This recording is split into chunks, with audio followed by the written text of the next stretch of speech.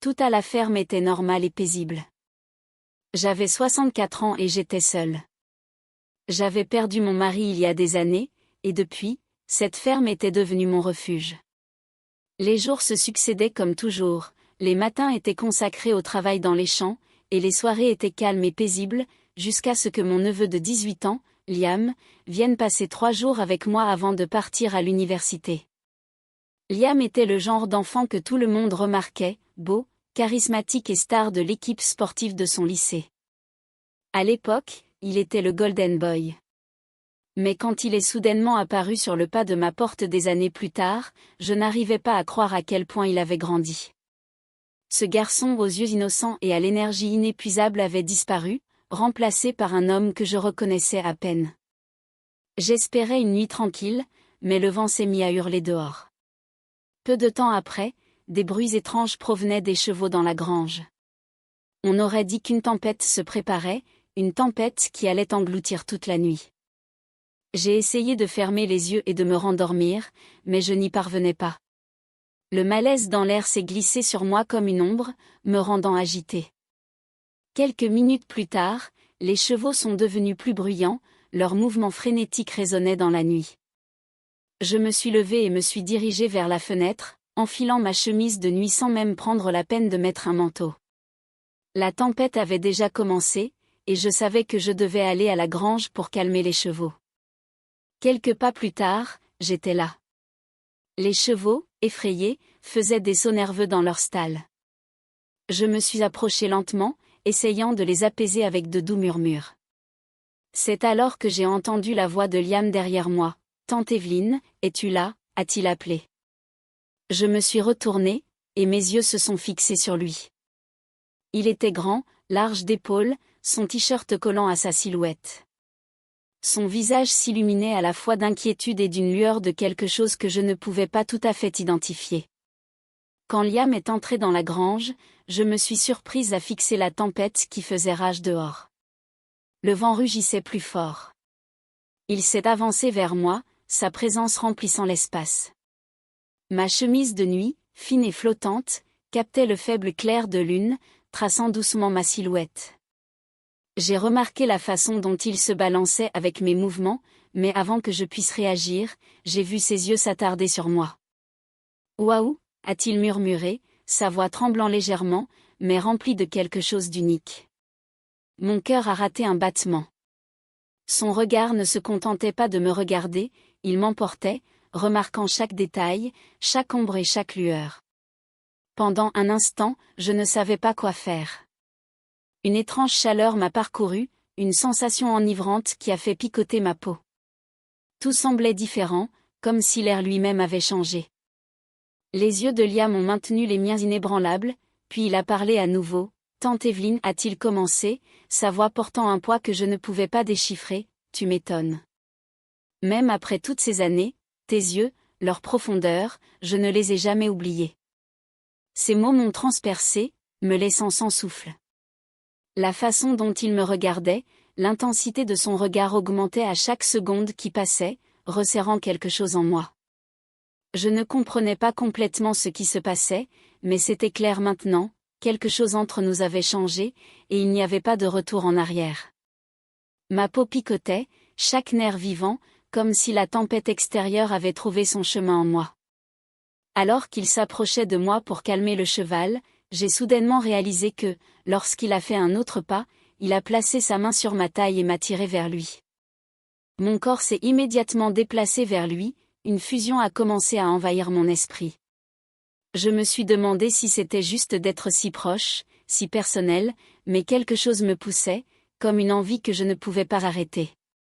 Liam m'a serré si fort dans ses bras que mon corps a immédiatement ressenti sa chaleur. Puis, avant que je ne sache ce qui se passait, ses lèvres ont rencontré les miennes. Un léger contact au début, qui s'est lentement transformé en un baiser. Une étincelle a commencé à brûler en moi, chaque baiser semblait enflammer mon âme. La chaleur de son corps, son contact m'enivrait.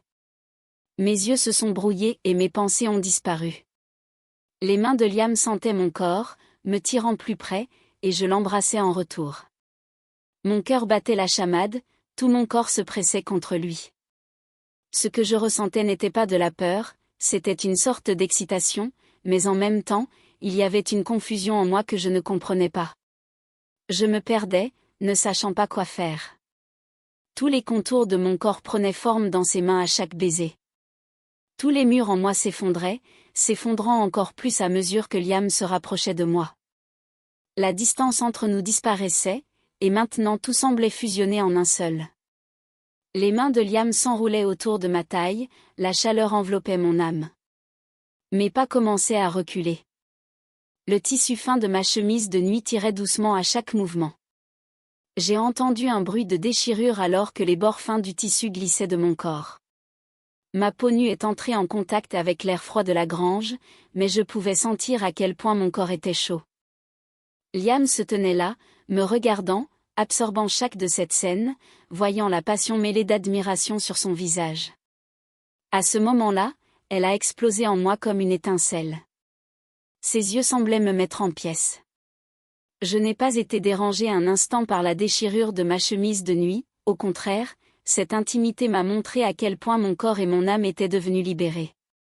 Liam a fait un autre pas en avant et s'est agenouillé à côté de moi, inclinant la tête et captant à nouveau mon regard.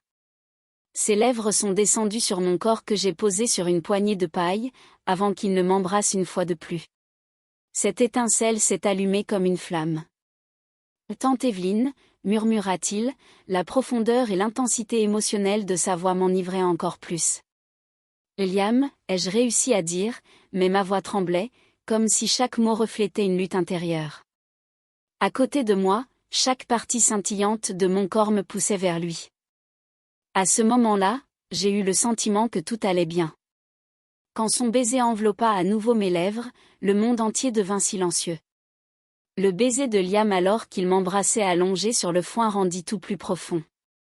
Lentement, délicatement, mais fermement, nous nous rapprochâmes de plus en plus, avec la légère odeur du foin et le vent de la nuit se mêlant. Mon cœur et mon corps ne firent plus qu'un alors que nous faisions un pas de plus. Qu'est-ce qui m'attirait tant? Qui m'affectait tant? Est-ce que je voulais juste vivre l'instant présent? Mais tout ce que je ressentais était de la passion et du désir. Alors que mes yeux étaient perdus dans les siens, Liam m'emmenait, m'embrassait à nouveau. Le temps s'arrêta, tout se remit en place, et nous étions perdus dans l'instant. Ce qui s'était passé cette nuit-là était arrivé, et l'électricité flottait dans l'air, comme si j'attendais que tout se passe. Tout s'était mis en place. Nous avions vécu un autre moment, mais quelque chose bougeait en moi, quelque chose me manquait. Ma chemise de nuit était déchirée, étendue sur le foin, mais le corps de Liam était toujours aussi attirant pour moi. Je ne comprends vraiment pas comment tu peux être si belle, tante Evelyne, dit Liam en passant ses mains le long de ma taille. L'admiration dans sa voix était intacte. Ton corps entier semble, tu es si gracieuse, si belle. Ces mots ivraient chacun d'eux, comme une chaleur se répandant dans mon corps. J'ai fait un autre pas vers lui. Le regard de Liam sur moi se rapprochait, mais je ne comprenais pas vraiment ce que je ressentais. Me revoir dans ses yeux m'a en quelque sorte apporté la paix, mais il y avait aussi une passion que je ressentais encore. J'ai fermé la porte de ma chambre et me suis appuyée contre le mur, incapable de faire quoi que ce soit d'autre que de me demander ce que je ressentais, pourquoi je ressentais cela. Finalement, je devais trouver une sorte d'excitation dans cet événement. J'étais confuse, mais en même temps je ne perdais pas mon excitation. Mon corps ressentait toujours sa chaleur, ma respiration s'approfondissait à cause des baisers qui s'attardaient sur mes lèvres. Je me suis appuyée contre le mur, les yeux fermés, cette passion devenant de plus en plus intense à chaque seconde qui passait. Je voulais la comprendre maintenant, ici seule. J'avais toujours le sentiment que tout allait bien. Devrais-je aller voir Liam sous prétexte de lui donner un peignoir et de le revoir? J'avais une envie pressante, mais en même temps je ne savais pas quoi faire. D'un côté, je voulais revivre quelque chose avec lui, ressentir chaque instant, mais d'un autre côté, ses pensées me terrifiaient. Tout s'est passé si vite que je n'ai pas pu démêler la confusion dans laquelle j'étais. Pendant un moment, les yeux fermés et ces pensées tourbillonnant dans mon esprit, j'ai attrapé ma robe et me suis dirigée vers la pièce. Je voulais sortir de ma bataille silencieuse en moi-même, mais à chaque pas j'entendais quelque chose comme un faible écho du corps de Liam, son regard, ses lèvres s'allongeaient. Une voix en moi disait quelque chose, mais je ne savais toujours pas si je devais faire un pas ou non. J'étais seule. La solitude avait remplacé tout le reste. Mais maintenant tout avec Liam, chaque instant me présentait une nouvelle réalité. Je ne savais vraiment pas quoi faire. Cette attirance, cette étrange agitation, et peut-être un peu de peur à la fin, tout était si compliqué, si inattendu. J'ai pensé à ce moment, cette nuit-là, mais d'une manière ou d'une autre, je me suis enfermée dans la pièce. La robe était une chose si simple, mais elle semblait avoir une si grande signification. Ce moment, cette décision, peut-être que je n'aurais jamais le courage de vraiment la vivre. Je me demandais juste comment ma solitude avait pris une telle forme et comment tout avec Liam m'avait autant surprise.